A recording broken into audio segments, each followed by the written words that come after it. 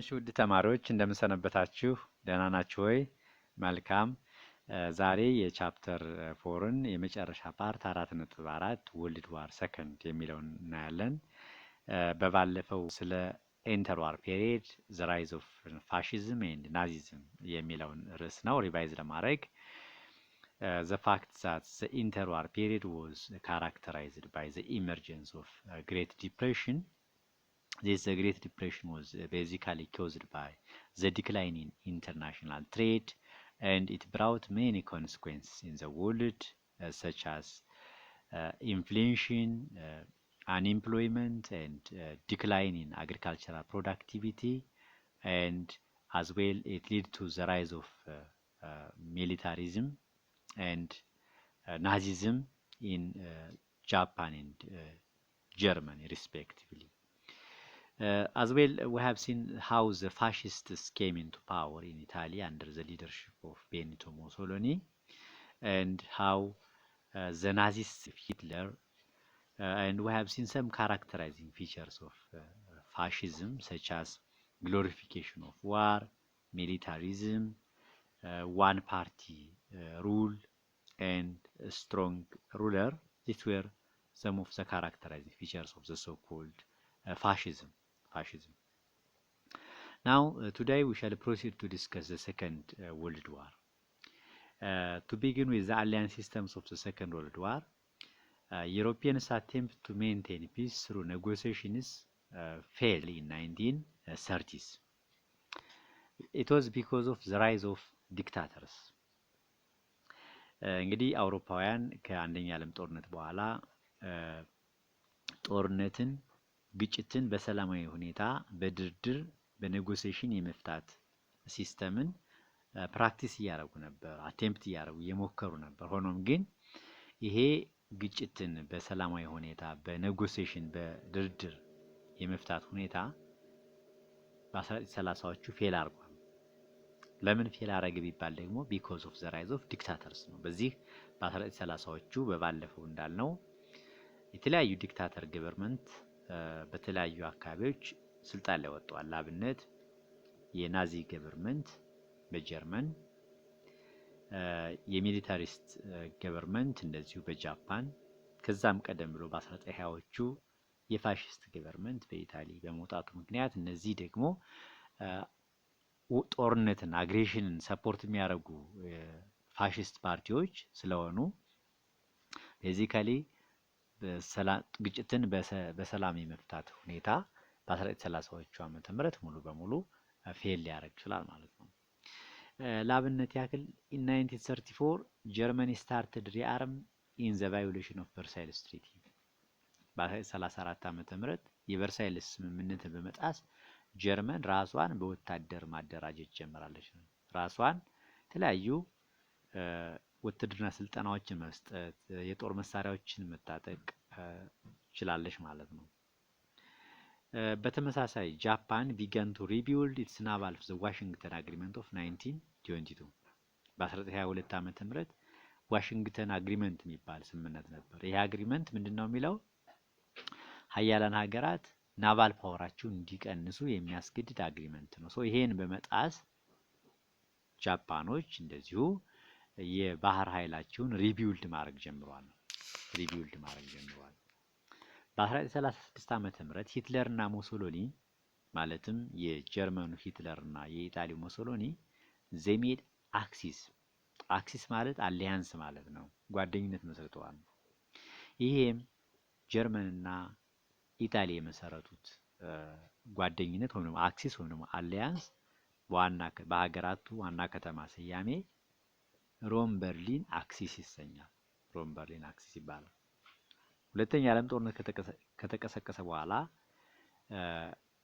በሂደት ጃፓን ወደ እነዚህ ጎራ ተቀላቅላለች እና ጃፓንም በ1940 ዓመተ ምህረት ወደ ኢታሊና ጀርመን ጎራ የተቀላቀለችበት ዋናው ምክንያት ምንድነው? ዩናይትድ ስቴትስ አንደኛ ለቻይና ብድር በመስጠቷ ነው። ቻይናን ደግሞ በወቅቱ ጃፓን ወራ ነበር። እንደገና ለጃፓን ኤክስፖርት የምታደርገውን አይረን ስቶፕ ማድረጓ ምክንያት ነው።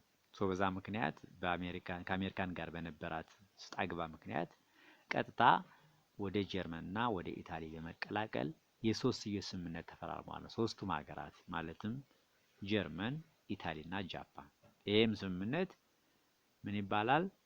ሮም በርሊን ቶኪዮ አክሲስ ይባላል። እንግዲህ የወራት ቀዳሚዋ ሀገር ጃፓን ናት። ጃፓን ኢንቬድድ ኦር ቱክ ማንቹሪያ ኢን 1931 በ1931 ዓመተ ምህረት ማንቹሪያን የተባለችዋን የሰሜን ቻይናን ግዛት ወራለች።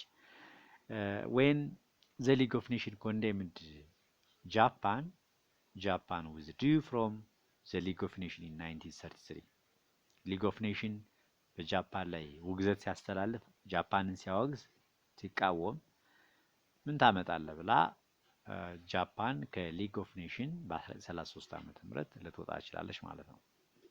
እንግዲህ they had the goal of expansion in Asia and the Pacific since 1931 ማንቹሪያን ከተቆጣጠሩ ከ1931 ዓመተ ምህረት ጀምሮ በኤዥያ እና በፓሲፊክ አካባቢ ከፍተኛ የሆነ መስፋፋትን ያካሂዱ ነበር። የመስፋፋት ጎል ነበራቸው። ኦፍ ኮርስ ማንቹሪያን ብቻ ወረው አልቀሩም። they launched full scale invasion over China በ1937 ዓመተ ምህረት በቻይና ላይ ሁሉን አቀፍ የሆነ ወረራ ፈጽመዋል። and they had the aim of replacing western imperialism by Japanese imperialism በዚህ በኤዥያ እና በፓሲፊክ አካባቢ የዌስተርኖችን ኢምፔሪያሊዝም ቅኝ ግዛት በጃፓን ኢምፔሪያሊዝም በጃፓን ቅኝ ግዛት የመቀየር ዓላማ ነበራቸው። ሌላኛዋ ሀገር ጀርመን ናት። በተለይ የጀርመኑ ሂትለር he began to violate international law and Versailles Treaty ዓለም አቀፍ ህግና የቨርሳይልስ ትሪቲን በመጣስ የተለያዩ ህገወጥ ተግባራትን ፈጽሟል። እንግዲህ ቨርሳይልስ ትሪቲ እንደምታስታውሱት ከአንደኛ ዓለም ጦርነት በኋላ በጀርመንና በአላይድ ፓወሮች መካከል የተፈረመ ስምምነት ነው። ይሄን ስምምነት በመጣስ የተለያዩ ወረራዎችን ተግብሯል። ላብነት he withdrew German from the League of Nations in 1933 ከሊግ ኦፍ ኔሽን አባልነቷ ጓል በ1933 ዓመተ ምህረት he militarized the Rhineland in 1936 ሪንላንድ የተባለው ጀርመን ግዛት በቨርሳይልስ ትሪቲ ዲሚሊታራይዝድ ዞን ነበር የሆነው። ምንም አይነት ወታደራዊ እንቅስቃሴ የሚካሄድበት አካባቢ እንዳይሆን ነበር የተከለከለው። በኋላ ግን ይሄን አካባቢ ሂትለር የወታደራዊ ማሰልጠኛ አርጎታል ወይም ደግሞ የውትድርና ስልጠና እንዲሰጥበት አርጓል። በቨርሳይልስ ትሪቲ ምንም አይነት ወታደራዊ እንቅስቃሴ እንዳይካሄድበት ነበር የተከለከለው። ሌላ he sent his troops in Austria and invaded Austria in 1938 በ1938 ዓመተ ምህረት ወደ አውስትሪያ ወታደሩን በመላክ አውስትሪያን ወሯል። አውስትሪያን ብቻ አይደለም he annexed ሱዴንታላንድ ማለት it was part of ቼኮስሎቫኪያ። በዚሁ በ1938 ዓመተ ምህረት ሱዴንታላንድ የተባለውን የቼኮስሎቫኪያ ፓርት እንደዚሁ ሂትለር ኢንቬድ አድርጓል። በእርግጥ ሱዴንታላንድ እንዲወር ሂትለር አላይድ ፓወሮች ፍቃድ ሰጥተውታል። እነማን? እነ ብሪቴን፣ እነ ፍራንስ፣ እነ ዩኤስኤስአር እና ኢታሊ ምን በተባለ ጉባኤ at the Munich Conference of 1938 የሚኒክ ኮንፈረንስ የሚኒክ ጉባኤ እነዚህ አራቱ ሀገራት ሂትለርን ሱዴንታላንድ የተባለውን የቼኮስሎቫኪያ ግዛት እንዲቆጣጠር ፍቃድ ሰጥተውታል። ሱዴንታላንድ የተባለውን የቼኮስሎቫኪያ ግዛት ብቻ ተቆጣጥሮ ሌላውን የቼኮስሎቫኪያ ሶቨርኒቲ ሉዓላዊነት እንዲያከብር ነበር የፈቀዱለት። ሆኖም ግን ይሄን አላከበረም። ሂትለር ኢንቬድድ ሞስት ፓርት ኦፍ ቼኮስሎቫኪያ በሂደት አብዛኛውን የቼኮስሎቫኪያ ግዛት ሊወር ይችላል ማለት ነው። ሌላ ሞሶሎኒ he invaded ኢትዮጵያ in October 1935 ዓመተ ምህረት እንደምታውቁት ኢትዮጵያን ወሯል ህግን በመተላለፍ። በመቀጠልም እንደዚሁ አልባኒያ የምትባለዋን የአውሮፓ ሀገር አፕሪል 1939 ዓመተ ምህረት ኢንቬድ አድርጓል። እንግዲህ እነዚህ ሶስቱ ሀገራት የተለያዩ ወረራዎችን ሲፈጽሙ የአውሮፓ ሀገራት ዋና የአውሮፓ ሀገራት አላይድ ፓወርስ የሚባሉት በአንደኛ ዓለም ጦርነት ኃይሎች የሚከተሉት ፖሊሲ ምን ይመስላል ስንል አፒዝመንት ፖሊሲ ይከተሉ ነበር። ይህ ፖሊሲ ከ1933 ዓመተ ምህረት እስከ 1939 ዓመተ ምህረት በዋናነት ብሪቴንና ፈረንሳይ ሂትለርን በተመለከተ የሚከተሉት ፖሊሲ ነው። So this it was a policy of Britain and France for making political concessions to Hitler to satisfy him. ሂትለርን ሳቲስፋይ ለማድረግ ለሂትለር የተለያዩ የፖለቲካ ጥያቄዎችን አሜን ብሎ መፍቀድ፣ እንደዚሁም የግዛት ጥያቄዎችን ለሱ ኮንሴሽን መስጠት፣ ፍቃድ መስጠት፣ ይሄ ሁሉ ተግባር የአፒዝመንት ፖሊሲ አካል ነው። እንግዲህ አፒዝመንት ምናልባትም መለማመጥ ልንለው እንችላለን። የመለማመጥ ፖሊሲ ነው። ሽሩሩ የማለት ፖሊሲ ነው። ጦርነት ድጋሜ ሌላ አውዳሚ ጦርነት እንዳይቀሰቀስ በነበራቸው ጽኑ ፍላጎት እነዚህ ብሪቴንና ፈረንሳይ ሂትለርን እንደፈለክ የማለት ፖሊሲ ይከተሉ ነበር እና ይሄን ፖሊሲ ለምን ተከተሉ? ምክንያት because of the fact that they were not ready for war and did not want war። አንደኛ ለጦርነት ዝግጁ አልነበሩም በወቅቱ። ሁለተኛ ደግሞ ጦርነትም ስለማይፈልጉ ነው። በዚህ ምክንያት አፒዝመንት ፖሊሲን ይከተላሉ። እንደገናም they faced economic crisis because of a great depression። በታላቁ የኢኮኖሚ ዝቅጠት ምክንያት ከፍተኛ የሆነ የኢኮኖሚ ቀውስ አጋጥሟቸዋል እነዚህ ሀገራት። ጦርነት የሚያደርጉበት አንዳች ምክንያት አልነበራቸውም። የእነዚህ ሀገራትን የቅርብ ወዳጅ የነበረችዋ ዩኤስኤ it turned its back on Europe's political problems። ለአውሮፓውያን የፖለቲካ ችግሮች ጀርባዋን ሰጣ ነበር። በዚህ ምክንያት ብሪቴንና ፍራንስ በተለይ ሂትለርን በተመለከተ አፒዝመንት ፖሊሲ ይከተሉ ነበር። እንግዲህ ይሄ አፒዝመንት ፖሊሲ በዋናነት it encouraged the Hitler's invasions። ሂትለር የሚያደርገውን ወረራ እንዲቀጥልበት አበረታቶታል ነው ኢንከሬጅ አድርጎታል። ሂትለርን ከህገወጥ ተግባሩ ከማቆም ይልቅ እንደገና ህገወጥ ተግባሩን እንዲቀጥል ነው ያደረገው ይሄ አፒዝመንት ፖሊሲ። እንግዲህ ይሄ ሁኔታ ነው በሂደትም የሁለተኛ ዓለም ጦርነት እንዲቀሰቀስ ያደረገው። የሁለተኛ ዓለም ጦርነት መቼ ተቀሰቀሰ ስንል ኮርሱና ኢንድ ኦፍ ዘ ሰከንድ ወርልድ ዋር የሚለውን ስናይ ሰከንድ ወርልድ ዋር ቢጋን when Germany invaded Poland on September 1, 1939። ጀርመን ፖላንድን ስትወር ነው መስከረም 1 1939 ዓመተ ምህረት ሁለተኛ ዓለም ጦርነት የተቀሰቀሰው። and the Germans used the war strategy known as Blitzkrieg or lightning war in order to invade Poland. And this the Blitzkrieg or the lightning war was the combined use of the or the coordinated attack of German air and ground forces። ሁለተኛ ዓለም ጦርነት መቼ ተቀሰቀሰ? መስከረም 1 1939 ዓመተ ምህረት ምን ሲሆን ጀርመን ፖላንድ ስትወር ጀርመን ፖላንድን ለመውረር የተጠቀመችው የጦር ስትራቴጂ ምን ይባላል? ብሊዝክሪግ ወይም ደግሞ ላይትኒንግ ዋር ይባላል። የመብረቅ ጦርነት ልንለው እንችላለን። እና የመብረቅ ጦርነት ደግሞ ምንድነው ስንል ጀርመኖች የአየር ኃይላቸውና የምድር ኃይላቸውን አብረው አንዴ ፖላንድን የማጥቃት ስትራቴጂ ነው። ሁለቱንም በማስተባበር የምድር ኃይሉና የአየር ኃይሉን አንዴ በማስተባበር የማጥቃት ስትራቴጂ ብሊዝክሪግ ወይም ደግሞ ላይትኒንግ ዋር ይባላል። እንግዲህ at first the Germans and its allies took the upper hand። መጀመሪያ አካባቢ ጀርመንና የጀርመን የጦር ጓዶች they had an upper hand የበላይነት ነበራቸው። ለምንድን ነው ስንል ደግሞ because of long preparation። እነዚህ ሀገራት ጀርመንና የጦር አጋሮቿ ለረጅም ጊዜ ከፍተኛ የሆነ ዝግጅት አድርገዋል። እንደገና የጀርመኖች የጦር ስትራቴጂ ብሊዝክሪግ ጀርመኖች መጀመሪያ አካባቢ የበላይነት እንዲያገኙ ጠቅሟቸዋል። the Soviets advanced into Eastern Poland እንግዲህ በዋናነት በአውሮፓ ይሄ ሁለተኛ ዓለም ጦርነት በኢስተርን ፍሮንት እና በዌስተርን ፍሮንት የተካሄደው እና በኢስተርን ፍሮንት the Soviets advanced into Eastern Poland ወደ ምስራቅ ፖላንድ አድቫንስ አድርገዋል።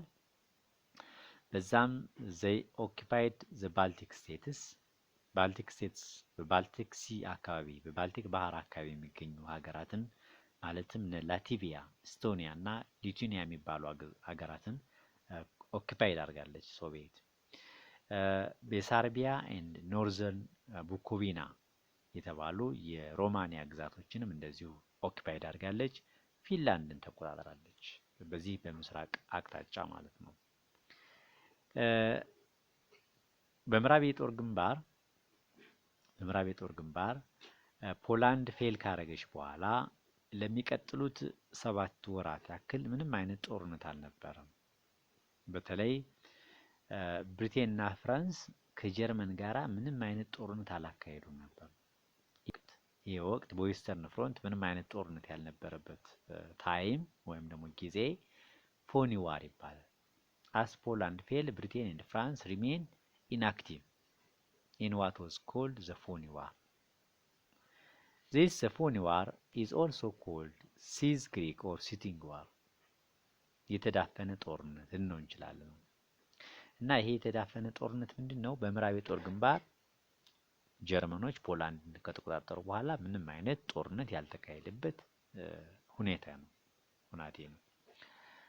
So it was a time in which there was no real fighting in the Western Front. በዌስተርን ፍሮንት ምንም አይነት ጦርነት ያልነበረበት ታይም ነው። ሆኖም ግን ይሄ ፎኒ ዋር ፔሪየድ ኢንድ አድርጓል። ኢንድ ያደረገው መቼ ነው ስንል it ended when the Germany invaded Denmark on Norway Denmark and Norway on April 1940 ጀርመን ኖርዌይን እና ዴንማርክን ስትወር አፕሪል 1940 ዓ.ም ይሄ ፎኒ ዋር ፔሪየድ ሙሉ በሙሉ ሊጠናቀቅ ይችላል ማለት ነው።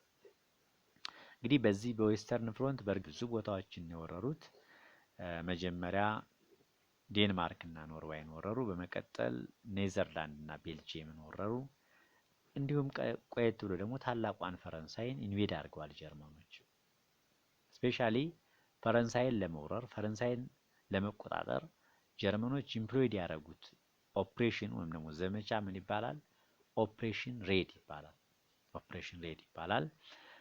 እና ይሄን ኦፕሬሽን ሬድ የተባለውን ዘመቻ መጠቀም the Germans controlled northern France directly ቀጥታ መቆጣጠር ማስተዳደር ችለዋል። ባልተቆጣጠሩት የደቡብ ፈረንሳይ አካባቢ ሳውዘርን ፍራንስ አካባቢ በእነሱ የሚዘወር ፒፕት ገቨርንመንት ወይም ደግሞ የአሻንጉሊት መንግስት መስርተዋል። ይሄም የአሻንጉሊት መንግስት ምን ይባላል? ቪቼ ገቨርንመንት ይባላል። this the Vichy government was commanded by ማርሻል ፒቴን በማርሻል ፒቴን ይመራ ነበር። ሰሜን ፈረንሳይን ቀጥታ እነሱ ያስተዳድራሉ። እንደገና ደግሞ ደቡብ ፈረንሳይ ስር የሆነ የአሻንጉሊት ደካማ መንግስት በማርሻል ፒቴ የሚመራ ቪቼ ገቨርንመንት የሚባል መንግስት መስርተዋል። ቪቼ ማለት እዚሁ ደቡብ ፈረንሳይ ላይ የምትገኝ ከተማ ናት። በሷ ስም ነው ገቨርንመንቱ የሚጠራው። So the Germans were successful in the Western Front. ጀርመኖች በእርግጥም በዚህ በዌስተርን ፍሮንት በጣም ሰክሰስፉል ነበር። The rapid success of the Germans on the Western Front prompted Mussolini to declare war on the side of Germany on June 1914. ይሄ ጀርመኖች በምዕራብ የጦር ግንባር ስኬት ሙሶሎኒ ወደ ጦርነቱ እንዲገባ አድርጎታል። እንግዲህ ልብ በሉ ኢታሊ እና ጀርመን የጦር ጓደኝነት መሰረቱ እንጂ እስከ 1940 ዓመተ ምህረት ድረስ ሙሶሎኒ ወደ ጦርነቱ አልገባም ነበር። ሙሶሎኒ ጦርነቱ ውስጥ የገባው ምናልባትም ጀርመኖች በዌስተርን ፍሮንት ከፍተኛ የሆነ ሰክሰስን ሲያስመዘግቡ ነው። so ሙሶሎኒ wanted to share the fruits of victory with ሂትለር ከሂትለር ጋራ ድሉን መቋደስ ስለፈለገ ቀጥታ ወደ ጦርነቱ ገባ ነው በ1940 ዓመተ ምህረት። እንደምታስታውሱት ይሄ ሁኔታ ለኢትዮጵያ የነጻነት ትግል ከፍተኛ የሆነ አስተዋጽኦ አበርክቷል። ከዚህ ክስተት በኋላ ነው እንግዲህ እንግሊዞች ኢትዮጵያ ከፋሺስት አገዛዝ ነጻ እንድትወጣ ድጋፍ ማድረግ የጀመሩት። አፍተር ዘ ፎል ኦፍ ፍራንስ ዘ ጀርመን ኤር ፎርስ ኦር ዘ ሉፍትዋፌ አታክ ዘ ብሪቲሽ ሮያል ኤር ፎርስ። እንግዲህ በዚህ በዌስተርን ፍሮንት ጀርመን ፈረንሳይን ከተቆጣጠረች በኋላ ቀጥታ ወደ እንግሊዝ ነው ያመራችው። በእንግሊዝም የእንግሊዝን የጦር ኃይል አታክ ማድረግ ነው የጀመረችው። በተለይ ይሄ የጀርመን ኤር ፎርስ ወይም ደግሞ የጀርመን አየር ኃይል ወይም ደግሞ በጀርመንኛው ሉፍትዋፌ የሚባለው ኢት አታክድ ዘ ብሪቲሽ ሮያል ኤር ፎርስ፣ የእንግሊዝን ሮያል ኤር ፎርስ አታክ ማድረግ ጀመረ። በእርግጥ እንግሊዞችም የዋዛ አልነበሩም። they resisted the attacks by using new detection instrument known as radar። ይሄንን የጀርመኖችን የአየር ጥቃት አዲስ መሳሪያ ኢንቨንት በማድረግ ሪዚስት አድርገዋል ጀርመኖች እንግሊዞች። ይሄም እንግሊዞች ፕሮዲውስ ያደረጉት አዲስ ዲቴክሽን ኢንስትሩመንት ራዳር ይባላል። በኋላ አርዲኤፍ ወይም ደግሞ ራዲዮ ዳይሬክሽን ፋይንዲንግ ተብሏል። እና ይሄ መሳሪያ ምን ነው የሚያደርገው? ኢት ሎኬት ዘ አታከርስ ቢፎር ሃንድ፣ ጥቃት የሚያደርሱ አውሮፕላኖችን ጥቃት ከማድረሳቸው በፊት ሎኬት ያደርጋል። አቅጣጫቸውን ያውቅና ጥቃት እንዳያደርሱ ያከሽፋቸዋል ማለት ነው። ሶ በዚህም ዘ ብሪቲሽ ሰክሰስፉሊ ሬዚስትድ የአየር ጥቃት ሙሉ በሙሉ ሬዚስት አድርገዋል ማለት ነው። ሶ ይሄ ባትል ኦፍ ብሪቴን ማለት ኖርማሊ የጀርመን ሰራዊት ወይም ጀርመኖች ብሪቴን ያጠቁበት የጦር ሜዳ ባትል ኦፍ ብሪቴን ይባላል። በ1940 ዓመተ ምህረት የተካሄደው ይሄ ባትል ኦፍ ብሪቴን ሙሉ በሙሉ ፌል አድርጓል። ምክንያቱም ብሪቲሽ ሰክሰስፉሊ ሬዚስትድ፣ እንግሊዞች ሰክሰስፉሊ ሬዚስት በማድረጋቸው ምክንያት ይሄ ካምፔን ወይም ደግሞ ይሄ ባትል ኦፍ ብሪቴን ሙሉ በሙሉ ፌል ሊያደርግ ይችላል። ከዚህ በኋላ ቀጥታ እንግሊዞች ጀርመኖች ወደ ሶቪየት ዩኒየን ነው ያመሩት።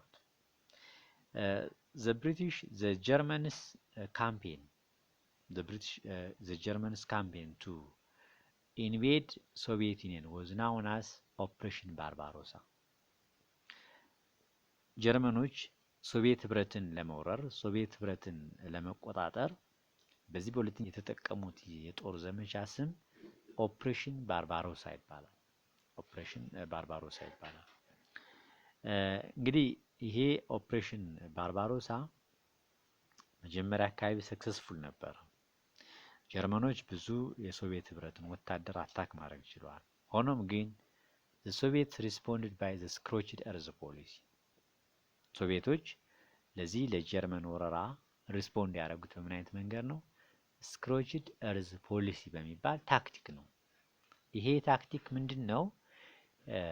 ጠላት አንድ ሀገር በጠላት ሲወረር ጠላት ሊጠቀምባቸው የሚችሉ መሰረተ ልማቶችን ሙሉ በሙሉ አውድሞ መሸሸት ነው። ስትራቴጂካሊ ነው። ሶ ይሄን ያደረጉት ሶቪየት ህብረቶች ምንድን ነው ያደረጉት? የጀርመን ጦር ሰራዊት ራሽያን ሲወር የጀርመን የጦር ሰራዊት ሊጠቀምበት የሚችለው የትኛውንም ቁሳቁስ በማውደም ሽሽት አድርገዋል። ይሄ ስክሮችድ እርዝ ፖሊሲ ተብሎ ይጠራል። ሌላ በሂደትም በእርግጥ ሶቪየት ህብረት የጀርመን የጦር ሰራዊት ሙሉ በሙሉ ድባቅ መታለች። ስፔሻሊ the Soviet counter attacks at the Battle of Stalingrad from 1940 to 1943 was a turning point in the Allies against Germany። ምናልባትም ባትል ኦፍ ስታሊንግሬድ የስታሊንግሬድ የጦር ሜዳ ከ1942 እስከ 1943 የተካሄደ ነው። ይሄ አላይድ ፓወሮች ቪክትሪ በጀርመን ላይ ቪክትሪ እንዲቀዳጁ የመጀመሪያ ወሳኝ ወቅት ተደርጎ ይወሰዳል። ተርኒንግ ፖይንት ተደርጎ ይወሰዳል ነው። እንዲህ ከዚህ በኋላ ከ1942 ዓመተ ምህረት ጀምሮ እስከ 1945 ዓመተ ምህረት አላይድ ፓወሮች ከፍተኛ የሆነ የበላይነትን እየተቀዳጁ መጥተዋል። በተቃራኒው ደግሞ አክሲስ ፓወሮች እየተዳከሙ መጥተዋል። እንግዲህ በዚህ ጊዜ በተለይ በዚህ በፓሲፊክ አካባቢ እና በኤዥያ አካባቢ አሜሪካና ጃፓን ከፍተኛ የሆነ ፍልሚያ ያካሄዱ ነበር። ስፔሻሊ ዩኤስኤ ኦፖዝ ጃፓንስ ኤክስፓንሽን ኢን ኤዥያ ፓሲፊክ። አሜሪካ ጃፓን ወደ ኤዥያ እና ወደ ፓሲፊክ የምታደርገውን የግዛት መስፋፋት አጥብቃ ትቃወማለች። በዚህም ተቃውሞ ምክንያት ጃፓኒዝ አታክ አሜሪካን ናቫል ቤዝ አት ፒየርል ሃርበር። ጃፓኖች የአሜሪካን የባህር መሰረት የባህር ኃይል ፒየርል ሃርበር ላይ ሀዋይ ግዛት የሚገኝ ቦታ ነው። እዚህ ወደብ ላይ ፒየርል ሃርበር ላይ አታክ አድርገዋል። መቼ? በዲሴምበር 1941 ዓመተ ምህረት። ይሄ ጥቃት የፒየርል ሃርበር ጥቃት ኢት ፕሮምፕትድ ዩኤስኤ ቱ ዲክላር ዋር ኦን ጃፓን። እንግዲህ አሜሪካ ፒየርል ሃርበር ላይ ከተጠቃች በኋላ በጃፓን ቀጥታ ወደ ሁለተኛ ዓለም ጦርነት ገብታለች፣ በጃፓን ላይ ጦርነት በማወጅ ይሄ የአሜሪካን ወደ ሁለተኛ ዓለም ጦርነት መግባት ኢት ሜድ ፒየርል ሃርበር አታክ ሜድ ዘ ዋር ፉሊ ኤ ወርልድ ዋር። ይሄ የፒየርል ሃርበር ጥቃት ሁለተኛውን የዓለም ጦርነት ሙሉ የዓለም ጦርነት ያደረገ ታላቅ ክስተት ነው። ኢት አፕሴት ዘ ባላንስ ኦፍ ፓወር ኢን ዘ ኦንጎይንግ ዋር ኢት ስትሬንግዝንድ ዘ ዋር ኦን ቦዝ ሳይድስ። በሁለቱ መካከል ያለውን ጦርነት በከፍተኛ ሁኔታ አጠንክሯል። በ1942 ዓመት እንግዲህ ጦርነቱ የተካሄደው በተለያዩ የዓለማችን ክፍሎች ነው። በአፍሪካ ተካሂዷል፣ በአውሮፓ ተካሂዷል፣ በኤዥያ ተካሂዷል፣ በፓሲፊክ እና በበርማ በተለያዩ አካባቢዎች ተካሂዷል እና በ1942 ዓመተ ምህረት ዘ ዋር ዋዝ ፋውት ኢን ሴቨራል ፍሮንትስ ስፔሻሊ ኢን ኖርዝ አፍሪካ ዘ ጀርመን ፎርስስ አንደር ጀነራል ኤርዊን ሮሜል ዶሚኔትድ ዘ ዲዘርት ዋር ሲንስ 1941። እንግዲህ በሰሜን አፍሪካ ጀነራል ኤርዊን ሮሜል የተባለው የጀርመን የጦር ሰራዊት መሪ ከ1941 ዓመተ ምህረት ጀምሮ የበረሃውን ጦርነት ዶሚኔት አድርጎ ነበር። የሰሜን አፍሪካን ጦርነት ዶሚኔት አድርጎ ነበር እና ግብፅንም ለመውረር ጫፍ ላይ ደርሶ ነበር። እንደገና በዚህ የጀነራል ኤርዊን ሮሜልን የጀርመን የጦር ሰራዊት የሚመክት የጦር መሪ ጀነራል በርናርድ ሞንቴጎመሪ ይባላል። የእንግሊዝና ኮመንዌልዝ ሀገራትን ወታደሮች ኮማንድ የሚያደርግ ሰው ነበር። ምናልባችሁ በሰሜን አፍሪካ ላይ ከፍተኛ የሆነ ፍልሚያ ነበር በአላይድ ፓወሮች እና በአክሲስ ፓወሮች መካከል፣ በዋናነት በጀርመን መካከል። በዚህ ኖርዝ አፍሪካ ላይ በ1943 ዓመተ ምህረት ዘ አክሲስ ፎርስስ ሰረንደርድ ቱ ዘ አላይስ። እዚህ ሰሜን አፍሪካ ላይ የአክሲስ ኃይሎች ለአላይድ ፓወሮች ሰረንደር አድርገዋል ነው እጅ ሰጥተዋል። እንግዲህ ከዚህ በኋላ ደግሞ ከዚሁ ከሰሜን አፍሪካ አቅጣጫ ኢታሊ ወዝ ኢንቬድድ። በዚሁ በ1943 ዓመተ ምህረት ኢጣሊ በአላይድ ፓወሮች ኢንቨድ ተደርጋለች። በዚህ ጊዜ ሙሶሎኒ ወዝ ሪሙቭድ ፍሮም ፓወር። የኢጣሊ የፋሽስት ፓርቲ ፕራይም ሚኒስትር የነበረው ከጠቅላይ ሚኒስትርነት ተስልጣን ተባሯል። የወቅቱ የኢጣሊ ንጉስ ቪክተር ኢማኑኤል ሶስተኛ he removed Mussolini and replaced him by ማርሻል ባዶግሊዮ በተባለው ግለሰብ ሊተካው ይችላል ማለት ነው። በመቀጠልም አላይድ ትሩፕስ ኦኩፓይድ ሮም ኢን ጁን 1944። የኢጣሊን ዋና ከተማ ሮምን በ1944 ዓመተ ምህረት አላይድ ፓወሮች ተቆጣጥረዋል ማለት ነው። እንዲያውም ቆየት ብሎ ደግሞ በዚሁ ዓመተ ምህረት ሙሶሎኒ was shot by communists። በኮሚኒስቶች ሹት ተደርጓል፣ ተገሏል ሙሶሎኒ። ወደ ኢንድ ኦፍ ዘ ዋር የሚለውን ስናይ እንግዲህ መጨረሻ ላይ ዘ ላንዲንግ ኦፍ ዩኤስኤ ብሪቲሽ ኤንድ ካናዲያን ፎርስስ አት ኖርማንዲ ኖርዘርን ፍራንስ ኦን ጁን 6 1944 was named ኦፕሬሽን ኦቨርሎርድ። እንግዲህ ጠንካራ የሚባል የጦር ሰራዊት ሰሜን ፈረንሳይ ኖርማንዲ የምትባለው ግዛት ላይ በ1944 ዓመተ ምህረት ኦርጋናይዝ ተደርጓል። ይሄ ዘመቻ ኦፕሬሽን ኦቨርሎርድ ይባላል። ይሄ ኦፕሬሽን ኦቨርሎርድ የተባለው አላይድ ፓወሮች ያዘጋጁት ዘመቻ it was a major breakthrough in the allied reconquest of Europe። ምናልባትም አላይድ ፓወሮች አውሮፓን ሪኮንኪስት ለማድረግ እንደገና ለመቆጣጠር ዋና ምዕራፍ ተደርጎ ይወሰዳል። የዚህ የኦፕሬሽን ኦቨርሎርድ ዋና ኮማንደር ዲዌይት ኢሰንሃወር የሚባለው አሜሪካዊ የጦር ጄኔራል ነበር። እና ይሄ ኦፕሬሽን ኦቨርሎርድ መጀመሪያ ማቴሪያሎችን አሴምብል ያደረገው የጦር መሳሪያውን ሬዲ ያደረገው በተለይ ሜሽኖችና ሰፕላዮችን ሳውዘርን ኢንግላንድ ላይ ደቡብ እንግሊዝ ላይ ነው።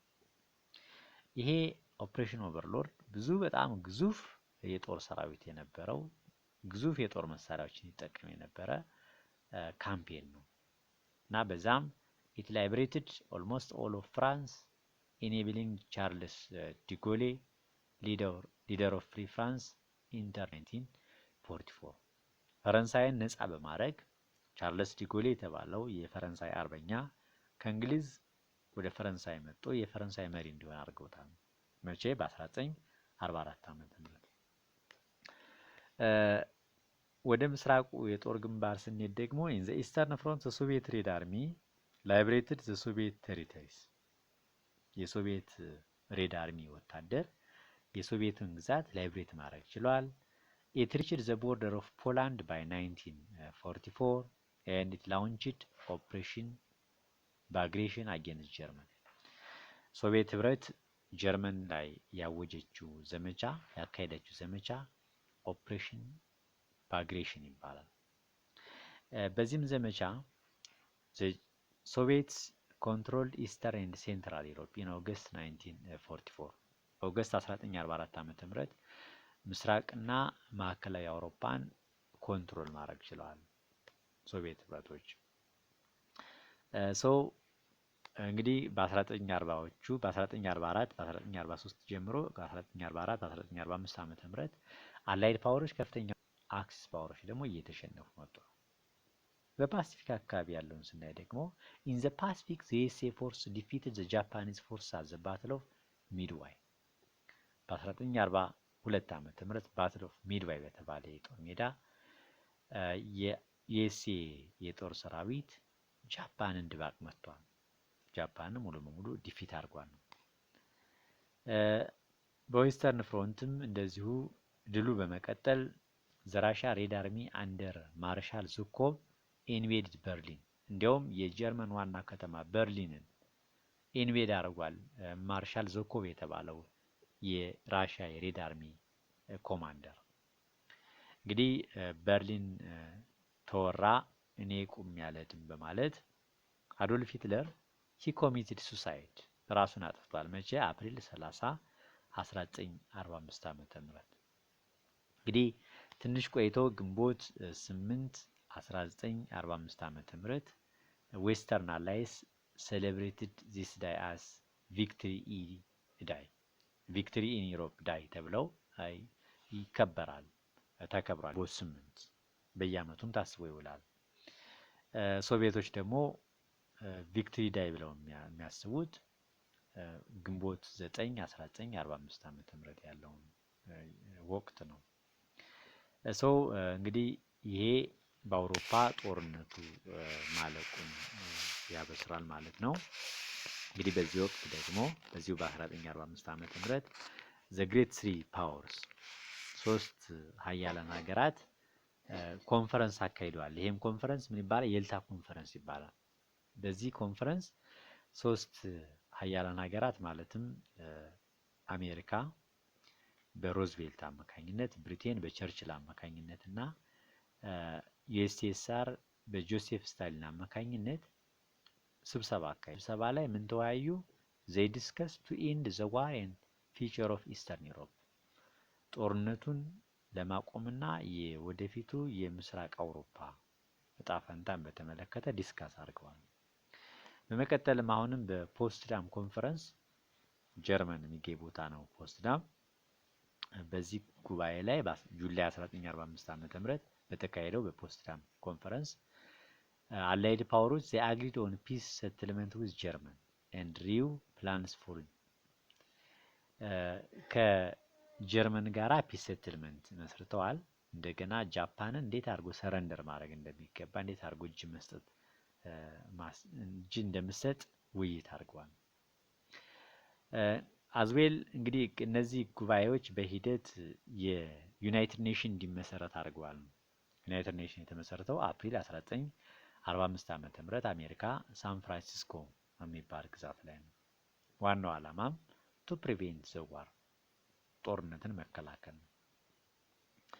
ኦፍ ኮርስ ጥቅል የሆነ የሰላም ሀሳብ የሰላም ስምምነት አልተፈረመም ከሁለተኛ ዓለም ጦርነት በኋላ። ሌላ በተጨማሪ እንግዲህ ምንም እንኳን አውሮፓ ላይ የነበረው ሁለተኛ ዓለም ጦርነት ቢጠናቀቅም ጀርመን እጇን ከሰጠች በኋላ ኤዥያ ላይ የነበረው ጦርነት ግን አሁንም እንደቀጠለ ነው እና ምናልባትም ኤዥያ ላይ ጃፓን ናት የቀረችው። አውሮፓ ላይ ያሉት ሁለቱ ጸባጫሪ ስቴቶች ማለትም ኢታሊና ጀርመን ሙሉ በሙሉ እጅ ሰጥተዋል። ሶ ዩኤስኤ dropped atomic bombs in Japan, city of Hiroshima and Nagasaki on August 6 and August 9, 1945 respectively. እንግዲህ አሜሪካ በሁለቱ የጃፓን ከተሞች ላይ የአቶሚክ ቦምብ ጥላለች። መጀመሪያ ኦገስት 6 1945 ዓመተ ምህረት ሂሮሺማ የምትባለዋ ከተማ ላይ፣ በመቀጠል ደግሞ ኦገስት 6 1945 ዓመተ ምህረት ናጋሳኪ የምትባለዋ የጃፓን ከተማ ላይ አቶሚክ ቦምብ ድሮፕ አድርጋለች። እንግዲህ ይሄ አቶሚክ ጥቃት ብዙ ሰብአዊ እልቂት አመጧል፣ ብዙ የቁስ ውድመት አመጧል። ኮርስ ዋናው ምክንያቱ አሜሪካኖች የሚሉት ሰረንደር ዘ ጃፓኒዝ ነው። ጃፓኖችን በአጭር ጊዜ ነው እጅ እንዲሰጡ ለማድረግ ነው ይሄን አቶሚክ ቦምብ የጣልነው ነው የሚሉት። ሆኖም ግን ይሄንን ጀስቲፊኬሽን ይሄን ማብራሪያ የሶቪየት ሂስቶሪያኖች ይቃወማሉ። ሶቪየት ሂስቶሪያኖች ምንድነው የሚሉት? they argued that in using atomic bomb USA intended to demonstrate its power to the Soviets። ምናልባትም ይሄን አቶሚክ ቦምብ በመወርወር አሜሪካ ጡንቻዋን አቅሟን ለራሽያ ለማሳየት ነው የሚል ትንታኔ ሰጥቷል። በእርግጥ እንደዚህ ይመስላል። ምክንያቱም ብቸኛዋ የቀረችዋ ሀገር ጃፓን ነበረች፣ እጅ መስጠቷ አይቀርም ነበር። ከዚያ ጋር ይዘው ነው ይሄንን ትንታኔ የሚሰጡት። ሰከንድ ወርልድ ዋር ኦፊሻሊ መቼ ነው ኢንድ ያደረገው ቢባል ጃፓን እጅ ስትሰጥ ነው። ሰከንድ ወርልድ ዋር was officially ended when Emperor Hirohito signed unconditional surrender on August 15 1945 ኦገስት 15 1945 ዓመተ ምህረት ኢምፐረር ሂሮሂቶ የተባለው የጃፓን ንጉስ እጅ ሲሰጥ ነው። በዚህ ጊዜ ሁለተኛው የዓለም ጦርነት ሊጠናቀቅ ይችላል ማለት ነው። these are some of the points regarding the second world war. If you have questions or comments, you are welcome. ለዛሬው ያለን ሌሰን በዚህ እንጨርስ። ምናልባትም ቻናሉን ላይክ፣ ሰብስክራይብ እና ሼር በማድረግ ብትተባበሩ ደስ ይለኛል። አመሰግናለሁ። መልካም ጊዜ